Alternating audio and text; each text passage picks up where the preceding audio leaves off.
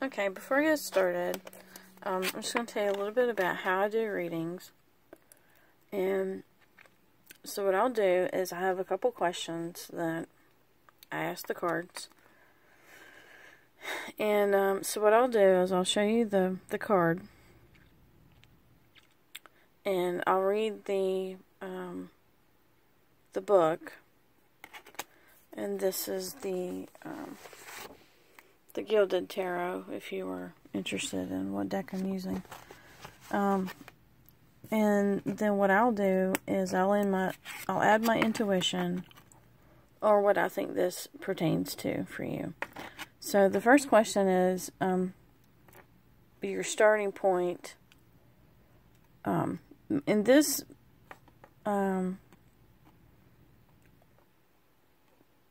this spread, I don't do different spreads. I just do them one by one. And anyway, so this is a journey spread, and this card signifies your starting point.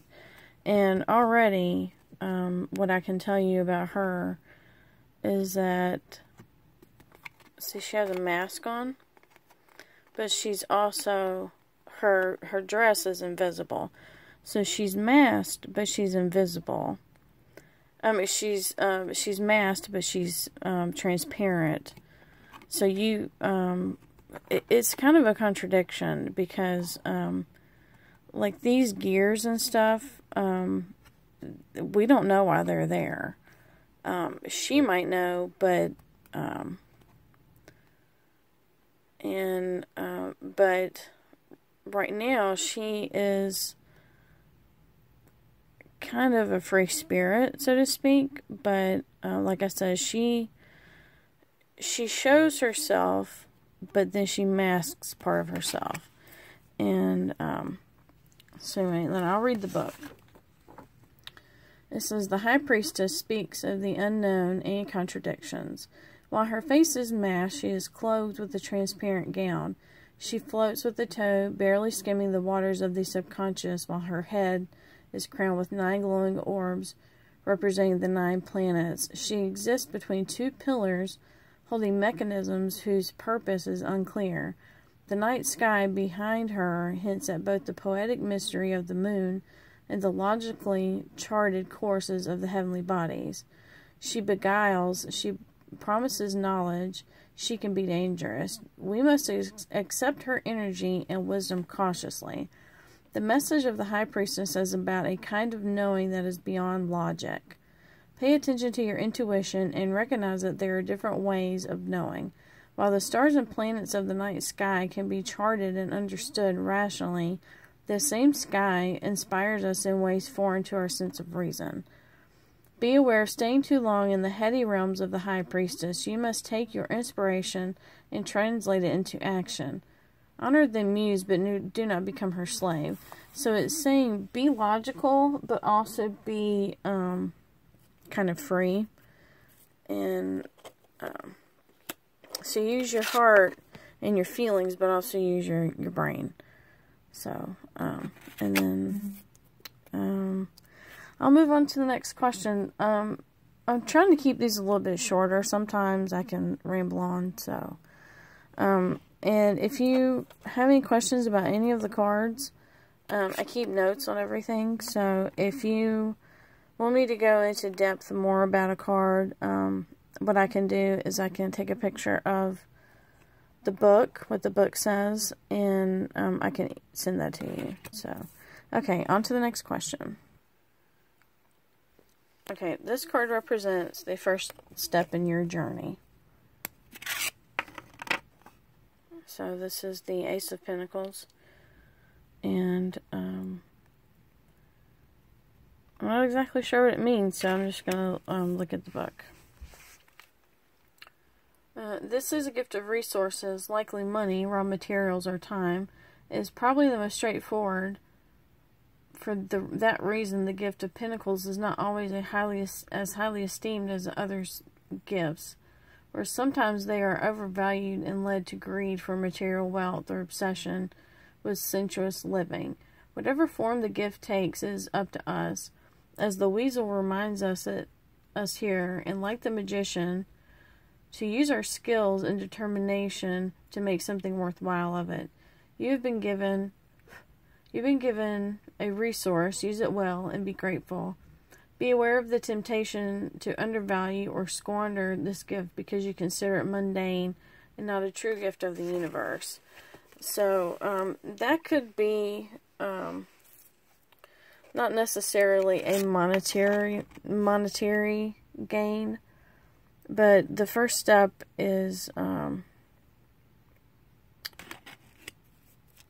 it could be gain knowledge from just like like book smarts and street smarts. It could just be learning on the job, and that's the first step in your journey, is to learn from your surroundings. Okay, this card represents what you already know about this journey, and this is a knight on horseback, and he's victorious, and he's going home to bring back his winning. So you know that you have the skills to be victorious. You might not be aware of it, but deep down, you know. So let's see what the book says. A fully armored knight rides confidently and purposefully along.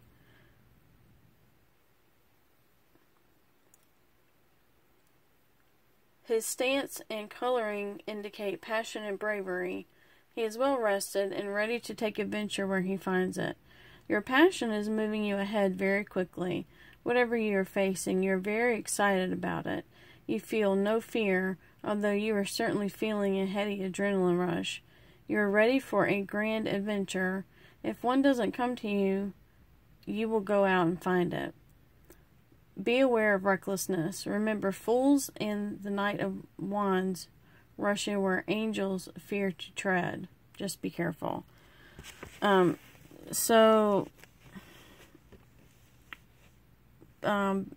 Beware of being cocky. Like, you know you have the ability to be victorious in this, but don't be cocky about it. Okay. This card represents what your journey will require you to let go of. And already it's telling me that you need to let go of your ego. And that's not necessarily a bad thing, but you may need to leave behind. You need to be a little bit more humble, or be humble to what happens.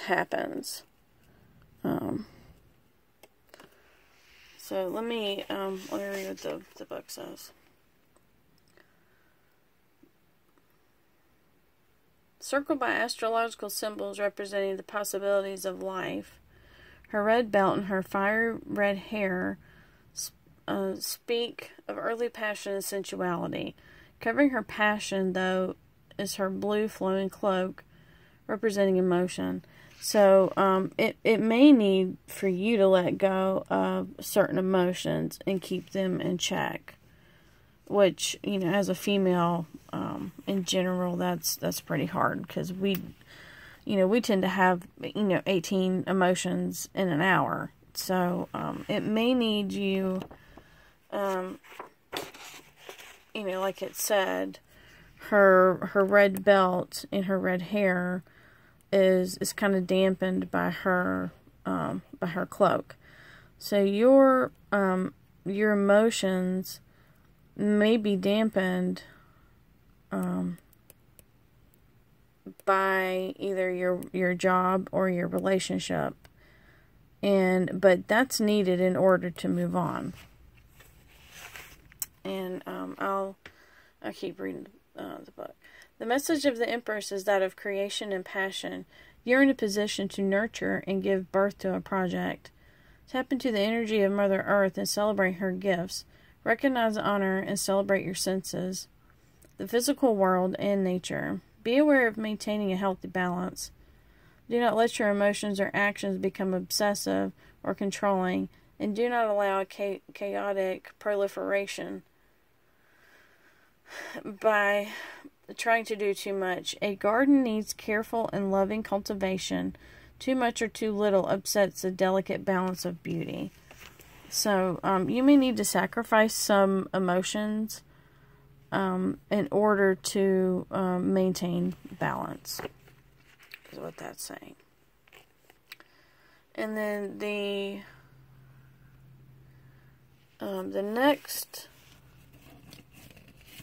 the next question is, what will you find out about yourself in this journey?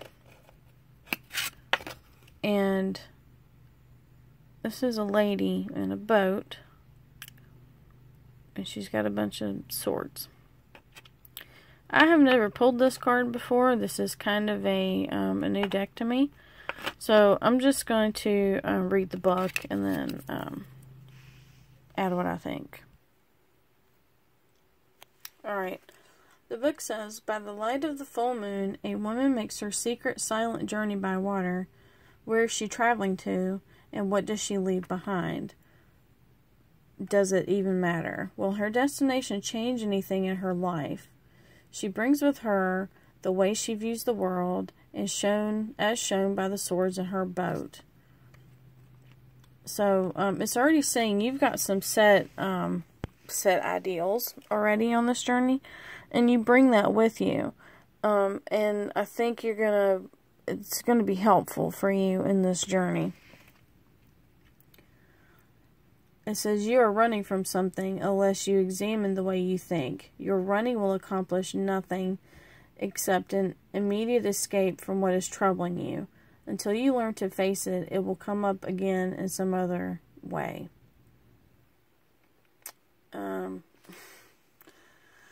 So, that's a little negative sounding, but the next question is, where will you find yourself once this journey is complete?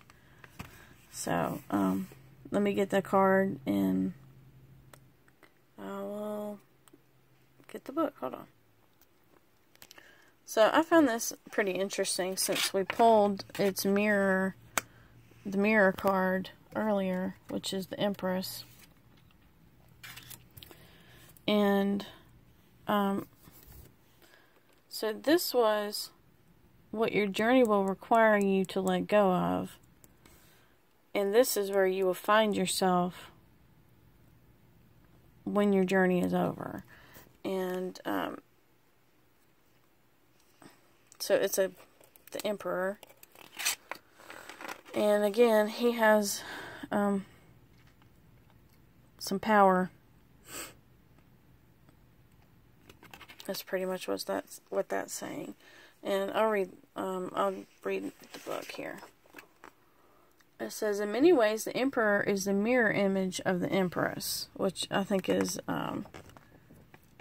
it's pretty interesting since we pulled that for another question. Perhaps most obvious is the reversal of their clothing color.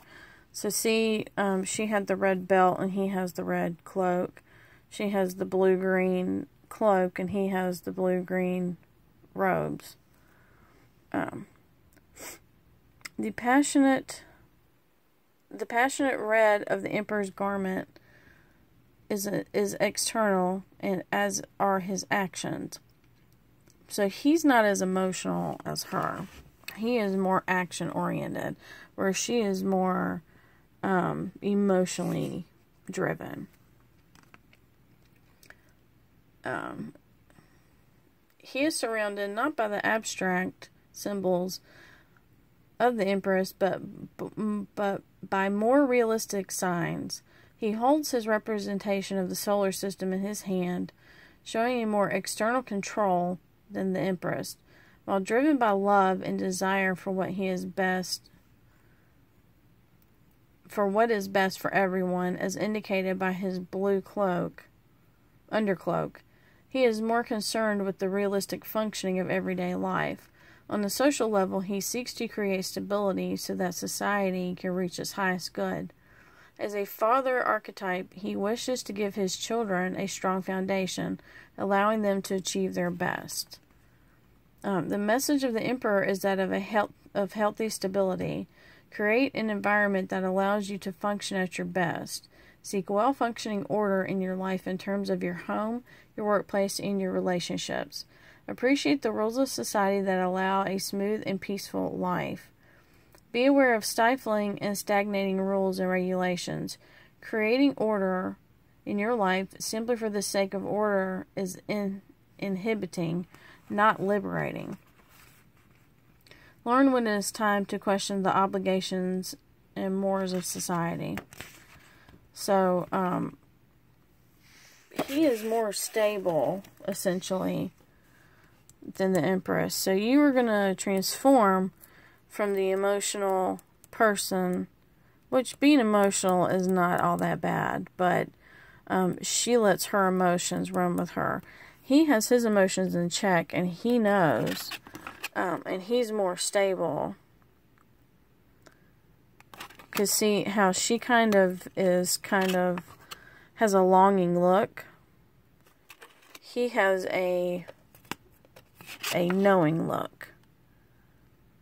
That I got this. So you're going to be more confident and more stable at the end of this.